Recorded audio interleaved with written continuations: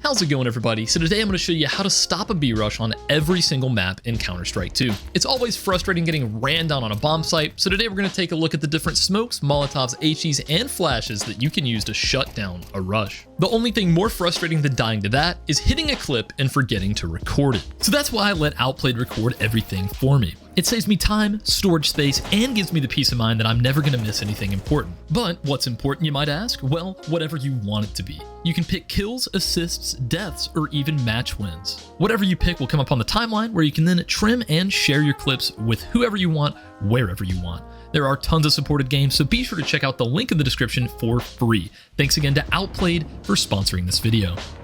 So let's go ahead and get started here with Banana on Inferno. This is one of the most common areas for the T's to rush. However, it's pretty easy to deal with if you know the right utility. So after watching and analyzing quite a few pro demos, I would say the most common way to deal with this is for the player with the best spawn out of CT to just run around this corner. And once there's a sizable enough gap right here to where you could get a grenade through, they're just going to aim at this little support structure right under the balcony. And they're going to do a left and right click run through with an HE that's going to land something like this. Now that's going to catch a timing to where anyone with a good spawn out of T is going to get hit by that and slowed down. And then right after that HE is thrown, they're going to throw a Molotov at something like this to where it's going to fully molly off the backside of half wall to where they can't run up here and sit behind this and wait. So it's a really good pairing that you can do. And then the player with the worst spawn out of CT is going to run right behind him and just stand somewhere around here and do a nice little step with an HE towards this piece of the ledge. And that is going to land right here and do pretty much the exact same thing to where it's going to severely punish any of the T's that are trying to run through. And then right after the player with the worst spawn throws his HE, he's typically going to back up here and just prep a flash just in case they decide to push through that Molotov. You can just throw that to help your teammate out to be able to peek and kill them. And then he'll typically move all the way back over to this position and just have a reflash for Banana here ready and primed, while the player that threw the initial utility set up here ready to peek off of that flash and kill anyone that is pushing up. And when throwing this flash, you're just going to aim at the top left here of this building and just do a simple left click throw. And from your teammate's perspective, it's going to look something like this. They're able to peek off of and just destroy anyone that's caught out here in the open. So here's a fantastic example of this exact same set being thrown by Exertion and Broman versus Vitality, where Exertion's going to throw the HE, throw the molly, and then just like that, Apex is hit by that pretty heavy and definitely slows down any signs of aggression by the T's. And if you'll notice, Broman is right behind him throwing his HE and then lining up that flash to reflash top car just in case Exertion makes any sort of contact. So here's a slightly more conservative example where Exertion's going to throw that same HE, but Brolan's going to be the one throwing the molly. This is because Exertion is going to hang on to his so he can re-molly top car and force a player out into the open for a pick, just like this. While Inferno may be a little bit complicated to hold a B-rush, Dust 2 is brain dead easy. All you have to do is just molly off tons here and maybe just throw an HE in there to pair with it. The one thing you have to keep in mind, if they smoke it and decide to push out, well, you don't want to be caught out in a position like this to where you may only get 1 or 2 frags, because if they get on the site, it is a pretty difficult one to retake. So I recommend making sure you're in a more defensible position, maybe behind car or up here in a window or something along those lines, to where you're able to fall back and wait for help from your teammates if they decide to push through. And you're just able to get better fights without just going down really quickly. So here's an example where Chopper from Team Spirit in one of the first Tier 1 Dust 2 matches is going to simply molly off tons. He's then going to throw a nice little HE grenade and get into a defensible position here just in case they push through. Once he realizes that, he's going to throw a little bit of extra utility to just seal the deal. And if you'll notice on the minimap, Aurora was definitely up in that region and could have pushed through if they didn't meet all of that early utility from Chopper. So now let's go ahead and move on over to Ancient. So there are 2 different ways that the T's could rush down the site, and one is just coming through Banana, and the other is going through Cave, which honestly is a bit more common at higher levels. So if you want to deal with a Cave push, there are 2 mollies that need to be thrown at the very beginning of the round. The most common way to throw these mollies, the first player is going to come right along to the side of this wall, and he's just going to aim just up towards the very top of this little thing. I don't even know what this is, a little statue hanging off the side of the wall. You're going to aim up towards the top of that, maybe out to the left a little bit for good measure, and just do a nice little run through. So you're going to do that all on the move. So you're just going to come up here, aim right here, and just do a nice run through. And as you can see, that molly is going to land right here and fully molly off this whole area here, to where if they're rushing up towards Cave, well, they're going to have to chunk through that molly. And then whoever has the slower spawn is just going to come right around this corner and just aim towards the base of this tree, kind of where the branches start to come out. They're just going to go right around here, and just do a run through in the molly just like that. Should bank off the back wall and completely molly off this area right here, causing anyone that's rushing through to hit not only this molly, but also the one that is thrown in this position. So here's a fantastic example from G2 where Neeko is going to throw that first Molotov and then pair that up with a high HE that's going to do a decent amount of damage to Karrigan. And in the meantime, HooXi also threw the other Molotov. And from Karrigan's perspective, he's having to run through 2 Molotovs and a pretty meaty HE grenade while getting up towards Cave.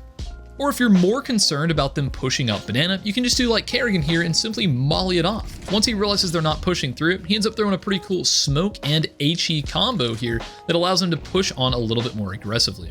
So now let's go ahead and talk about Mirage. So the B site is definitely susceptible to getting rushed down through apps. So you're going to want to make sure you have a molly down as early as you possibly can. Most professional players are going to be coming right along this box right here, and they're going to line up this left bar with this overhanging darker crossbeam here. And they're just going to do a simple run throw with this molly right before they hit this step. It's just going to look something like this. And the reason this is so good is that it should spread all the way over here to fully engulf this doorway to where they can't get in without taking damage. And a lot of times right after that molly is thrown, players will come up here and bank an HE off of this door frame to where anyone that's ran through the molly is going to get hit with that nade.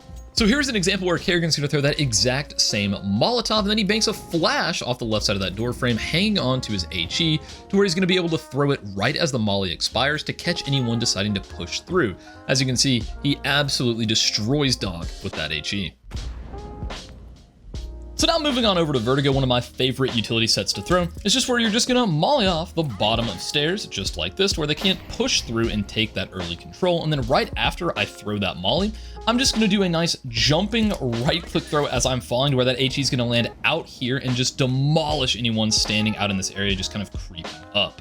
Now, this is definitely a pretty difficult HE to throw if you don't have the best movement or timing on that sort of air strafe. So what I recommend doing if you don't know how to do that or you just can't get it consistent is you can come up to the right side of this board. Thanks to Austin CS for this one. This is a nice, easy way to do that. But you're going to look at this guy's arm and you're just going to do a jump and then left click right as you're falling. So that's going to look something like this. And that's going to pop straight down and pretty much do the same thing and destroy anyone that's kind of creeping up in this direction. Here's an example where you're going to see Rain throw a molly by doing that jump, and it's going to give him a little bit of extra space to be able to take stairs without them spotting him over towards that direction.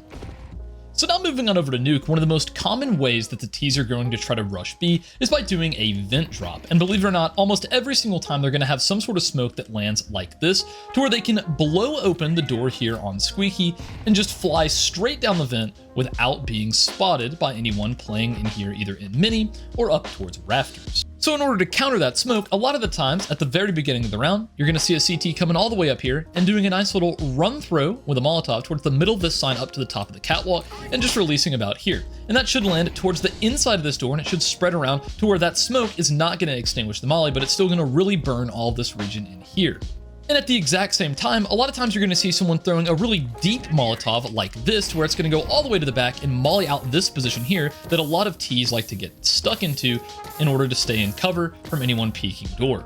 So here's an example of Shuhei and Brolin throwing the exact same step, where Shuhei's going to go up here, he's going to throw that deep Molotov that ends up landing inside the door, and then Brolin is going to throw a deep Molotov as well, all the way up into the back, where Spinks ends up getting burned out of there, and Brolin is able to very easily spam him down while jump spotting for him, like this. And finally, let's talk a little bit about Anubis. This is one of the sites where you're able to get very far onto site before the T's are actually able to get on and rush you down.